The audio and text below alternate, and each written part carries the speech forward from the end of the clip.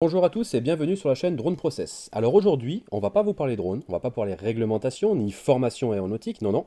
On va vous parler d'un sujet qui nous tient à cœur, puisque évidemment, les technologies c'est une chose, mais l'humain prime avant tout. Aujourd'hui, on va vous parler d'une association qui s'appelle Sarcoidos Info, et nous avons avec nous la chance d'avoir le président qui va vous parler justement de cette association. Alors, Laurent, je te laisse te présenter.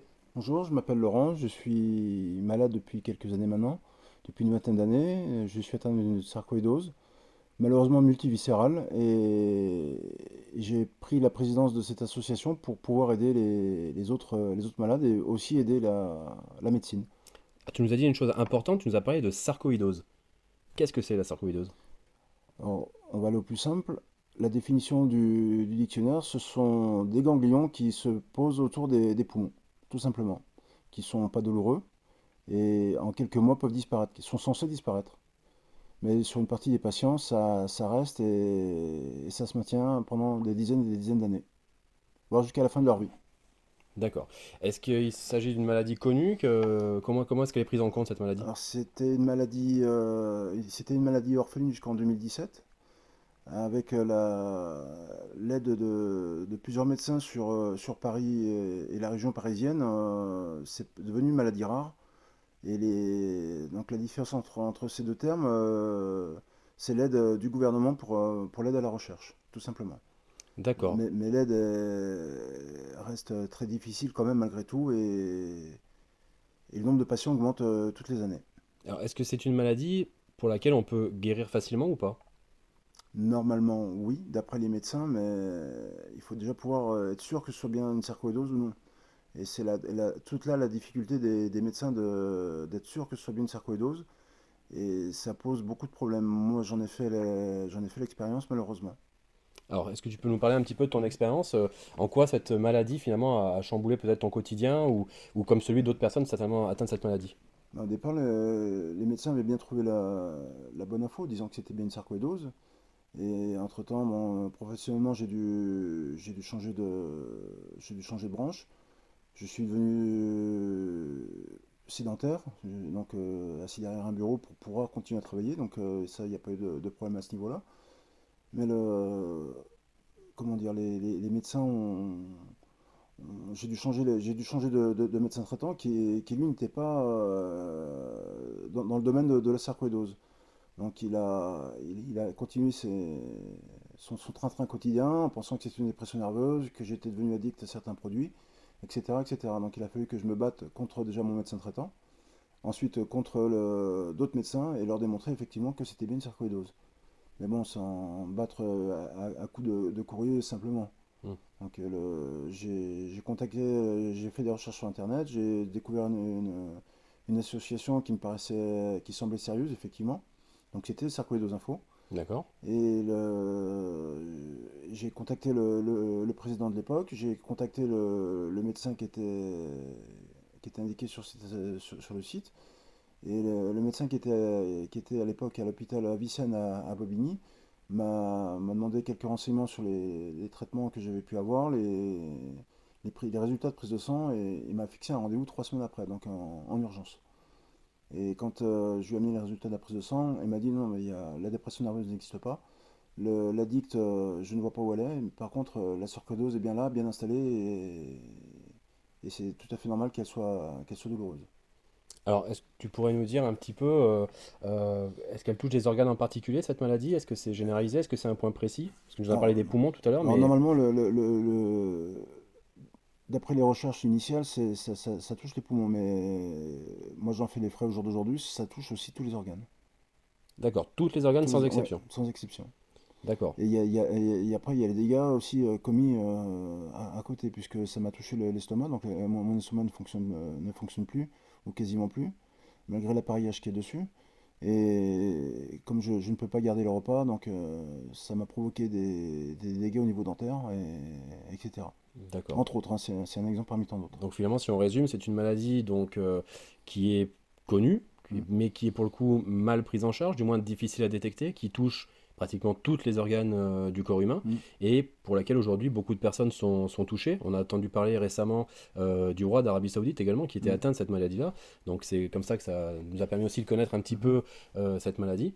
Euh, Ton association, donc, parce qu'aujourd'hui c'est toi, hein, on peut le dire, qui est le président de l'association Sarkozy Info, quel est le but de ton association?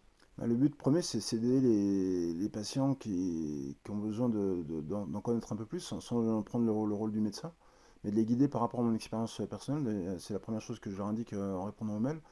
Je suis patient comme vous, je ne suis pas du tout médecin. Par contre, je dirige dans un premier temps vers l'hôpital Avicenne à Bobigny, où le médecin que j'ai connu dans un premier temps a quitté ses fonctions de chef de service en pneumo pour rejoindre entre autres le centre de recherche, sachant que l'hôpital Avicenne, c'est un centre de maladies rares. Donc, ce qui permet une prise en charge totale pour ce type de maladie.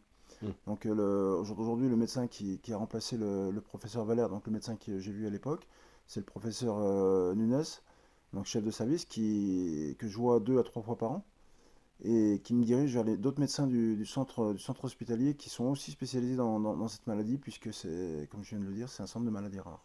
D'accord, d'accord, on comprend Mm. mieux. Donc on comprend bien finalement que cette maladie peut toucher plusieurs personnes, qu'elle est mal comprise. Donc le but de ton association finalement est de mieux sensibiliser les gens, mieux informer ceux qui pourraient être Mm. atteints par cette maladie, justement. Est-ce que tu pourrais nous indiquer, sans non plus se prendre pour des docteurs du web, hein, ou des sites un petit Mhm. peu qui t'inventent des maladies, est-ce que tu pourrais nous donner un petit peu les prémices qui nous permettraient de consulter du moins un médecin pour savoir si on a une sarcoïdose ou pas? Qu'est-ce qui pourrait nous aider? C'est vraiment difficile parce que moi j'ai eu des symptômes qui n'étaient pas connus. Simplement des douleurs au ventre.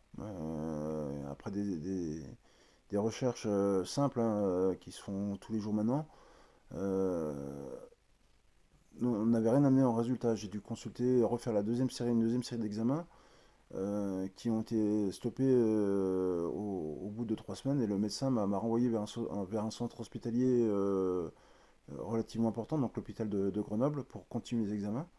Et là, au réveil, le chef de service est venu me voir, il m'a prescrit de retourner sur l'hôpital de Chambéry en urgence pour faire un scanner dès le lendemain par rapport à la taille des ganglions qu'ils avaient pu voir. Donc tout D'accord. simplement. Donc c'est pas Donc, quelque chose de bénin ouais, finalement. en fait, il savait pas si, au vu des examens, il pouvait pas savoir si c'était bénin ou malin.